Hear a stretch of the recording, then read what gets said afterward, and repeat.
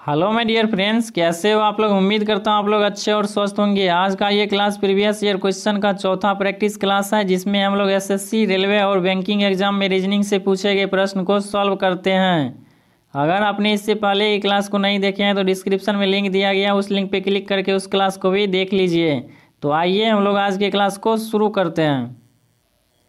पहला क्वेश्चन है, finding missing number से आपको बताना है यहाँ पे प्रश्नवाचक चिन्ह के स्थान पे कौन सी संख्या आएगा। और ये क्वेश्चन एसएससी एलडीसी एग्जाम में पूछा हुआ प्रश्न है, बहुत ही आसान है। इसके लॉजिक को समझिएगा। यहाँ पे देखिए संख्या कितना दिया गया है, संख्या दिया गया है 3, और इसके अपोजिट में कितना दिया गया है, इसके अपोजिट में संख्या दिया गया है 9। तो 3 का स्क्वायर करेंगे कितना आ जाएगा, 3 का स्क्वायर करेंगे संख्या आ जाएगा 9। इसी प्रकार का रिलेशन आगे होनी चाहिए। यहाँ पे देखिए संख्या दिया गया है 5, इसका स्क्वायर करेंगे कितना आ जाएगा, 5 का स्क्वायर करेंगे संख्या आ जाएगा 25, और इसके अपोजिट में संख्या लिखा गया है 25। इसी प्रकार का रिलेशन यहाँ भी है, 2 का स्क्वायर करेंगे कितना आ जाएगा, 2 का स्क्वायर करेंगे संख्या आ जाएगा 4, और इसके अपोजिट में संख्या 4 लिखा गया है। सेम रिलेशन आपको यहाँ पे बनाना है। तो 9 का स्क्वायर करेंगे कितना आ जाएगा, इसके अपोजिट में संख्या आ जाएगा 81। कौन सा ऑप्शन हो जाएगा इसका सही आंसर, ऑप्शन नंबर डी हो जाएगा करेक्ट आंसर। समझ में आ गया।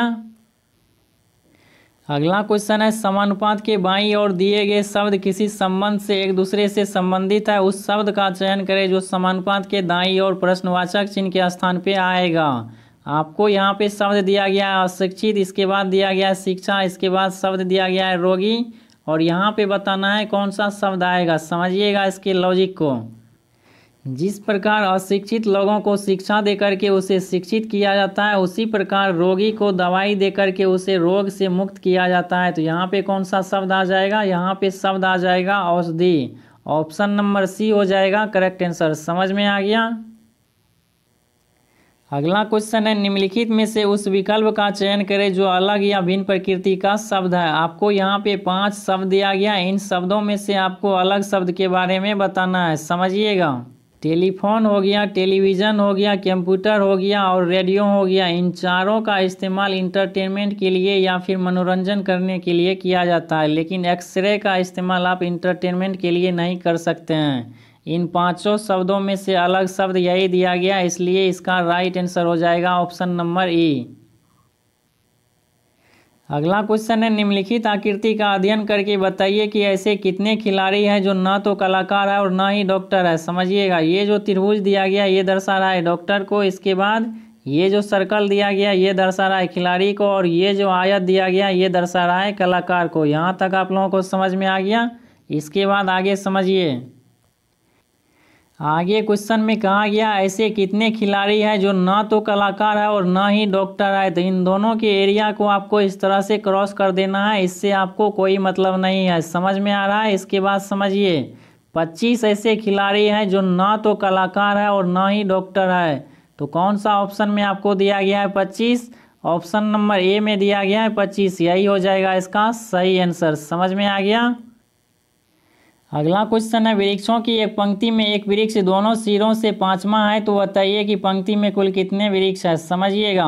दोनों सिरों से इसका स्थान कितना है, दोनों सिरों से इसका स्थान है 5वां वृक्ष यहाँ पे रहा। इसका मतलब इसके आगे कितना वृक्ष रहा होगा, इसके आगे वृक्ष रहा होगा 4, तभी तो इसके सिरे से इसका स्थान होगा 5वां। समझ में आ रहा है।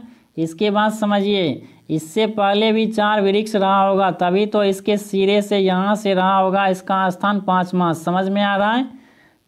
क्वेश्चन में आपसे कहा गया है टोटल वृक्षों की संख्या कितनी है, तो यहाँ से आ जाएगा 4 वृक्ष। इसके बाद समझिए, एक वृक्ष यहाँ से आ जाएगा, प्लस का 1 ऐड कीजिए, इसके बाद 4 वृक्ष यहाँ से आ जाएगा, तो प्लस का 4 ऐड करेंगे कितना आ जाएगा, टोटल संख्या आ जाएगा 9।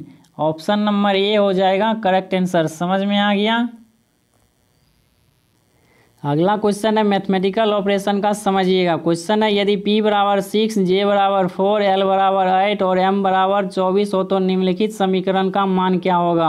आपको इसको सॉल्व करके बताना है, इसका राइट आंसर क्या आएगा। समझिएगा। m का वैल्यू कितना दिया गया, m का वैल्यू आपको दिया गया है 24, तो यहाँ पे आ जाएगा 24। इसके बाद मल्टीप्लाई कीजिए, j का वैल्यू दिया गया है 4, इसके बाद डिवाइड कीजिए, l का वैल्यू आपको दिया गया है 8, तो L के जगह पे 8 आ जाएगा। इसके बाद प्लस कीजिए, जे का वैल्यू आपको दिया गया है 4, तो यहाँ पे आ जाएगा 4। अब इसको सॉल्व कीजिए, 24 मल्टीप्लाई कीजिए 4, इसके बाद समझिए यहाँ पे डिवाइड है, इसको मल्टीप्लाई में 1/8 लिख सकते हैं, समझ में आ रहा है। इसके बाद प्लस का कीजिए, इसमें 4 ऐड, 4 से काटेंगे 2 बार में कट जाएगा, 2 से काटेंगे 24 को 12 बार में कट जाएगा। समझिए 12 प्लस का 4 ऐड करेंगे कितना आ जाएगा, संख्या आ जाएगा 16। तो कौन सा ऑप्शन में दिया गया है 16, ऑप्शन नंबर ए में आपको दिया गया है 16, यही हो जाएगा इसका सही आंसर। समझ में आ गया। अगला क्वेश्चन है नंबर सीरीज का, जो बहुत ही बेहतरीन लॉजिक पे आधारित है। समझिएगा यहाँ पे आपको संख्या का सीरीज दिया गया, इस सीरीज में किस प्रकार का रिलेशन चल रहा है संख्या के बीच में, इसके बाद आपको बताना है यहाँ पे कौन सी संख्या आएगा। समझिएगा इसके रिलेशन को। जब भी आपको बड़ा सीरीज दिखाई दे नंबर सीरीज में, तो वहाँ पे आपको रिलेशन अल्टरनेट संख्या के बीच में बनाना है। जैसे समझिए 3 का रिलेशन 4 के साथ में बनाइए, तो यहाँ पे आपको करना पड़ेगा प्लस का 1। इसके बाद 4 से संख्या हो गया है 5, यहाँ भी किया गया है प्लस का 1। 5 से संख्या 6 हो गया है, यहाँ भी किया गया है प्लस का 1। इसके बाद 6 से संख्या 7 हो गया है, यहाँ भी किया गया है प्लस का 1।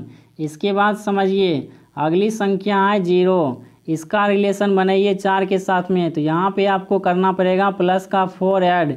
इसके बाद 4 से संख्या हो गया 8, यहाँ भी किया गया है प्लस का 4।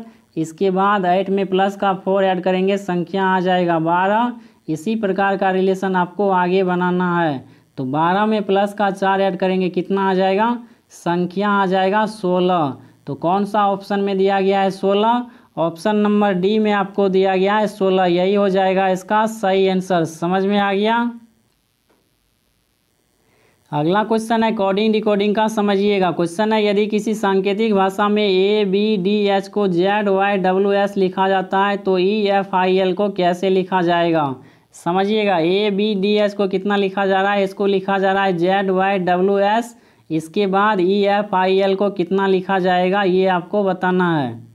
समझिएगा इसके रिलेशन को। यहाँ पे देखिए पहला लेटर क्या है, पहला लेटर है ए, और यहाँ पे देखिए पहला लेटर क्या है, जेड है। तो आपको पता होनी चाहिए अपोजिट लेटर का यहाँ पे रिलेशन चल रहा है। ए का अपोजिट लेटर होता है जेड, इसके बाद बी का अपोजिट लेटर क्या होता है, बी का अपोजिट लेटर होता है वाई, डी का अपोजिट लेटर होता है डब्लू, इसके बाद एच का अपोजिट लेटर होता है एस। इसी प्रकार का रिलेशन आपको यहाँ पे बनाना है लेटर के साथ में। तो आपको पता होनी चाहिए ई का अपोजिट लेटर क्या होता है, ई का अपोजिट लेटर होता है वी। इसके बाद है एफ, एफ का अपोजिट लेटर होता है यू। इसके बाद है आई, आई का अपोजिट लेटर होता है आर। इसके बाद है एल, एल का अपोजिट लेटर होता है ओ। तो कौन सा ऑप्शन में दिया गया है, VURO।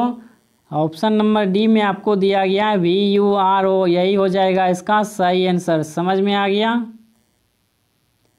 अगला क्वेश्चन है नंबर एनालॉजी का। समझिएगा क्वेश्चन है, निम्नलिखित में प्रश्नवाचक चिन्ह के स्थान पे कौन सी संख्या आएगा। आपको यहाँ पे संख्या दिया गया है 11, इसके बाद दिया गया है 22, इसके बाद यहाँ पे दिया गया है 13, और यहाँ पे बताना है कौन सी संख्या आएगा।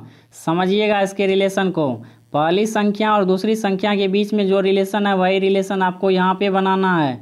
यहाँ पे देखिए 11 को 2 से मल्टीप्लाई करेंगे कितना आ जाएगा, संख्या आ जाएगा 22। इसी प्रकार का रिलेशन यहाँ पे आप बनाइए, 13 को 2 से मल्टीप्लाई करेंगे कितना आ जाएगा, संख्या आ जाएगा 26। लेकिन आपको ऑप्शन में 26 नहीं दिया गया, इसलिए ये रिलेशन नहीं चल रहा है संख्या के बीच में। अब समझिए इसके रियल लॉजिक को।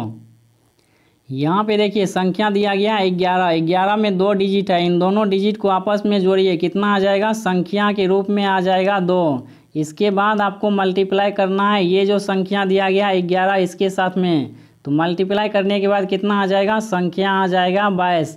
तो यहाँ पे इस तरह का रिलेशन चल रहा है संख्या के बीच में। समझ में आ रहा है।